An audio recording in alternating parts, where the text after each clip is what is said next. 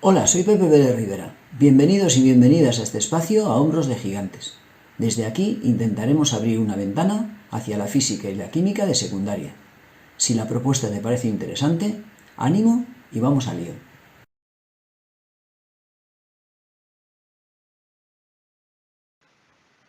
Estudiaremos en esta ocasión para el curso de primero de bachillerato y dentro del tema estructura de la materia el enlace químico, en concreto el enlace metálico y las propiedades de los metales. Analizaremos el enlace metálico desde dos puntos de vista. Primero estudiaremos la teoría de bandas. En ella identificaremos un átomo aislado en donde la energía que corresponde al último nivel ocupado, al nivel de valencia, está perfectamente definida. Además, también lo está la energía correspondiente al primer nivel vacío. Cuando el átomo forma parte de un cristal, la interacción con los átomos vecinos puede hacer variar ligeramente estas energías. Dado que hay muchos átomos formando ese cristal, a veces estas energías suben ligeramente, otras veces esas energías bajan.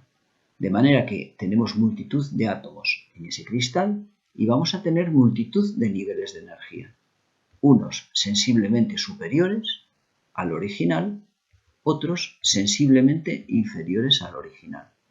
De manera que cuando se forma el cristal, realmente no hay un único nivel de valencia, sino que lo que nos vamos a encontrar es un conjunto formado por multitud de niveles, uno de cada átomo, que van a formar un intervalo. A este intervalo lo vamos a llamar una banda y tendremos un intervalo para los niveles de valencia de los distintos átomos que forman el cristal y otro intervalo para los primeros niveles vacíos de todos los átomos que forman ese cristal. A cada uno de estos intervalos lo llamamos una banda, de manera que tendremos lo que denominaremos la banda de valencia y la banda de conducción. Recuerda que la banda de valencia contiene los electrones del nivel de valencia de cada átomo, mientras que la banda de conducción está en principio vacía. La banda de conducción recibe este nombre porque cuando contiene algún electrón, el sistema conducirá la corriente eléctrica. En principio, si la diferencia energética entre esas dos bandas es muy importante, es muy alta, en la banda de conducción no puede haber electrones y por tanto el sistema no conduce la corriente. Es el típico comportamiento de los no metales. Los electrones están confinados en la banda de valencia y no pueden saltar a la banda de conducción. Ten presente que la agitación térmica podría permitir el salto desde la banda de valencia a la banda de conducción siempre y cuando la diferencia energética sea pequeña. Pero al ser muy grande, la agitación térmica correspondiente a la temperatura ambiente no permite ese salto. En el caso de los metales, esas dos bandas están prácticamente solapadas. Los niveles de valencia de esta zona están incluso por encima de los niveles de conducción de esta otra. Las bandas se aproximan mucho una a la otra, de manera que incluso pueden llegar a estar solapadas una sobre la otra.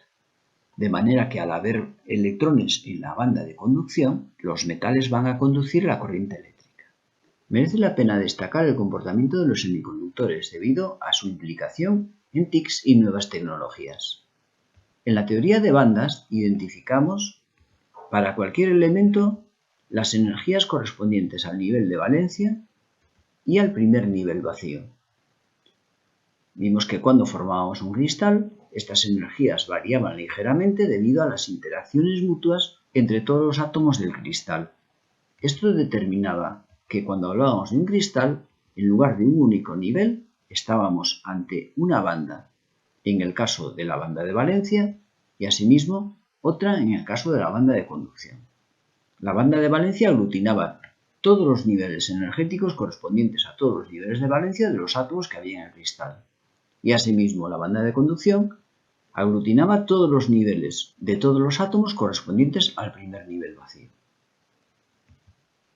En los semiconductores, la diferencia energética entre estas bandas es muy pequeña, de manera que la agitación térmica proporciona suficiente energía como para que los electrones que se encuentran en la banda de valencia puedan saltar a la banda de conducción. En estas circunstancias, el sistema conduciría la corriente eléctrica. Hay una acción que realizamos sobre los semiconductores que merece especial atención. Es lo que se denomina el dopado de un semiconductor.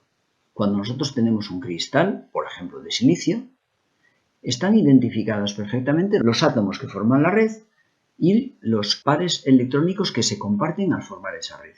Pero nosotros podemos introducir selectivamente y de forma perfectamente controlada un determinado número de átomos que no son exactamente de ese mismo elemento. Átomos que tienen o bien un electrón de más con respecto a los que forman la red o que tienen un electrón de menos.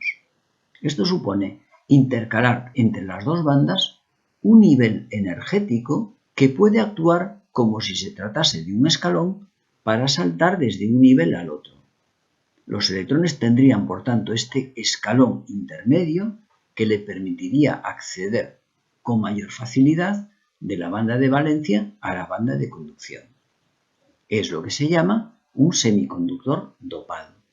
Podemos estar ante un semiconductor de tipo P o un semiconductor de tipo N, P positivo, N negativo, dependiendo de si agregamos un elemento que tiene un electrón de menos con respecto a los átomos que forman la red o un electrón de más con respecto a los átomos que forman la red.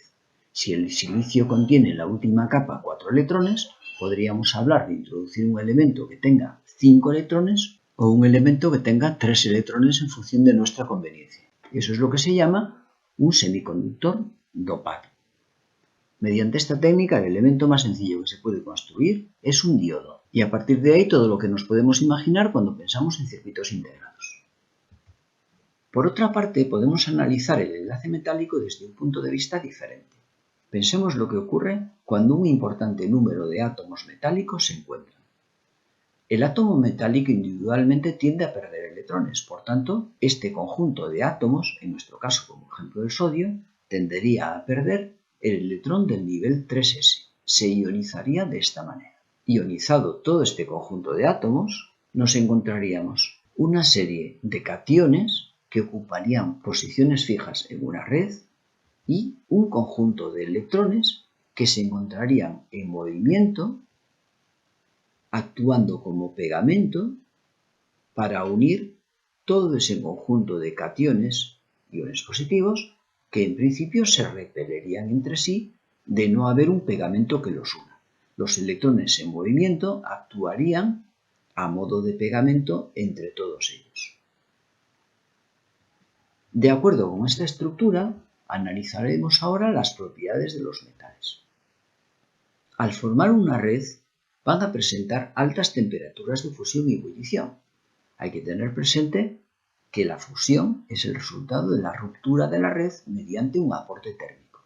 Si nuestra estructura está formada por una red, hay que romper múltiples enlaces, lo cual energéticamente es muy costoso. Por tanto, a temperatura ambiente se encontrarán en fase sólida. Observa las temperaturas de fusión de los distintos metales. Desde metales que funden a una relativamente baja temperatura de fusión hasta algunos que funden a temperaturas muy altas. Recuerda, por ejemplo, que los filamentos de las viejas bombillas de incandescencia se hacían de wolframio precisamente porque su temperatura de fusión es muy alta. Además, los metales van a presentar una alta densidad. Algunos de ellos son magnéticos y son buenos conductores del calor. Recuerda que el mecanismo de conducción del calor supone el favorecer la agitación térmica. Por tanto, los choques que se puedan producir entre las partículas van a permitir favorecer esa agitación. Si calentamos un metal, dada la libertad de movimiento de los electrones, la agitación térmica se transmitirá muy eficazmente a lo largo de todo él. Los metales son buenos conductores de la electricidad, una propiedad que conocemos perfectamente porque utilizamos cables eléctricos metálicos recubiertos de un material aislante para conducir la corriente eléctrica. Ten presente que para que un sistema conduzca la corriente eléctrica necesitábamos cargas eléctricas libres, cargas eléctricas que se pudiesen mover.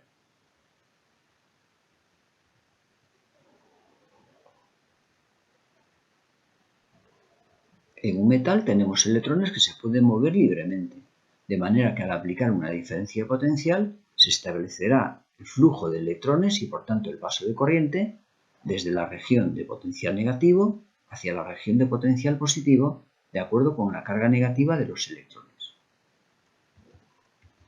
Los metales son sustancias que aguantan fácilmente golpes, soportan fácilmente deformaciones. Observa la siguiente figura. Los trazos en amarillo representarían los electrones que actúan a modo de pegamento entre los cationes fijos de la red.